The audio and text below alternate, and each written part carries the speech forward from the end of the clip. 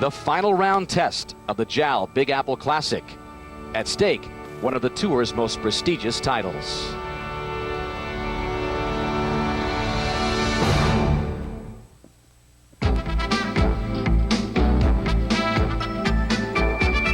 NBC Sports presents the LPGA Tour.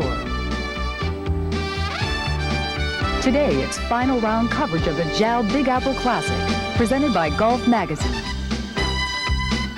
A gorgeous Sunday just north of New York City at storied Waikagill Country Club, celebrating its 100th anniversary. And the oldest venue on the LPGA Tour, another one of those classic courses here in Westchester, has remained one of the favorite stops on the LPGA Tour.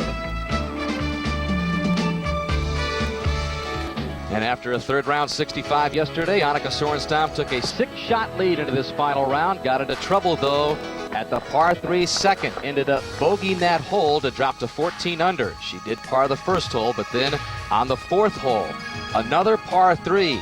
This for par.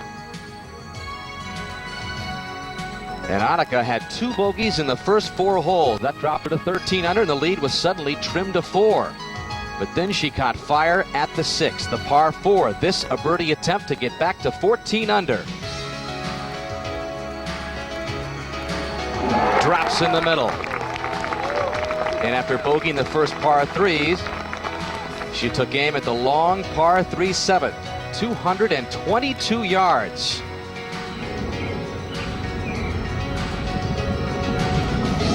Got a nice hop and rolled to within another birdie range.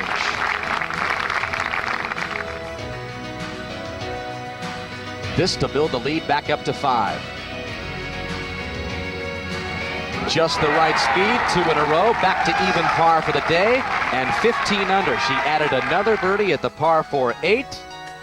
3 in a row, and just like that, the lead was back up to 6. Annika had already surpassed the 72-hole record, which is 15 under, still with 10 holes left. Michelle Estel at 6 back, just where she began the day. Joan Pitcock trails at the moment by 7. As we go out to the 12th tee, the par 4, 398 yards, the leader Sorenstam. Second toughest par 4 on the golf course. Driving the fairway is crucial here.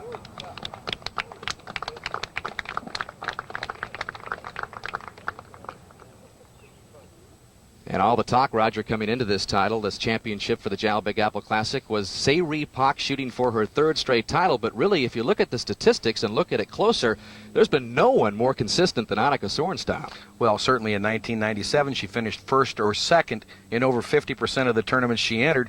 This year, she's got 10 top 10 finishes in 12 starts. She's really reaffirming why she's the dominant player in the women's game. She won the 2 tournaments prior to the U.S. Women's Open. We can see now in her first start after the Open, she's leading the event, going for 3 out of 4 wins, I should say, in her last tournaments entered. So unbelievable, her consistency week in and week out, and that is the measure of greatness. And you really don't expect her to drop a lot of shots in the back 9. She shot a 32 yesterday. Not at all. With her consistency, she drives the ball on the fairway. She hits a lot of greens in regulation, exactly what this Waikagill golf course calls for. I just can't see anybody derailing this train. All right, we'll find out. Joining us on the telecast today, as always, Kay Cockrell, the 2-time U.S. Women's Amateur Champion, and Jane Crafter, LPGA Touring Pro. And now out to the par 5 18th, 20-year-old rookie sensation, Se-Ri Pak, who came into this tournament eyeing her 3rd straight title, but a 76 today and finishes at +4, well back of Annika Sorenstam. As we head back out to the 12th, this is Barb Mucha for par. She is at 5 under. Shot a 68 and a 67 after the opening round of 71. But if you don't rack up a lot of birdies in this tournament, you are well off the pace. And that's because the golf course is in such great shape. It is in perfect condition. The conditions to play under have been ideal, not a lot of wind. So the players have really had their way with this golf course this week. But this is an outstanding test of golf. This downhill, very quick, should move a little bit to Barb's left.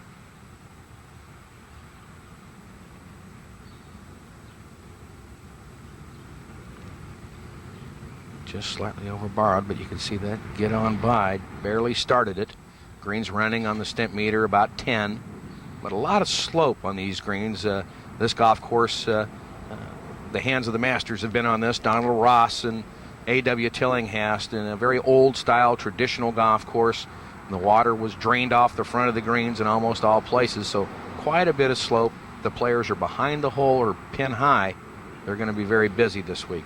The course was originally laid out in 1905, and then, as you mentioned, Donald Ross redesigned several holes in 1919, and then Tillinghast completed his work on the course in 1931.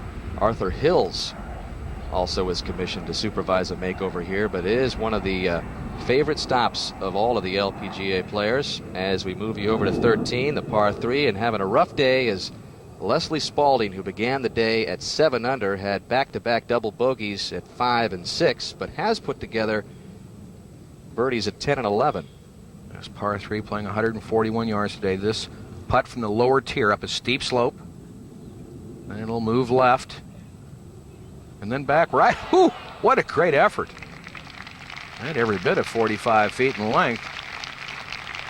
That'll be a par for Spalding, who has registered 3 rounds in the 60s so far. But she is +3 on her round today. She was 1 off the lead after the first round of the U.S. Women's Open a couple of weeks ago. Says she still has to get used to seeing her name up on the leaderboard. As we go to the 12th. And this is a par attempt for Jenny.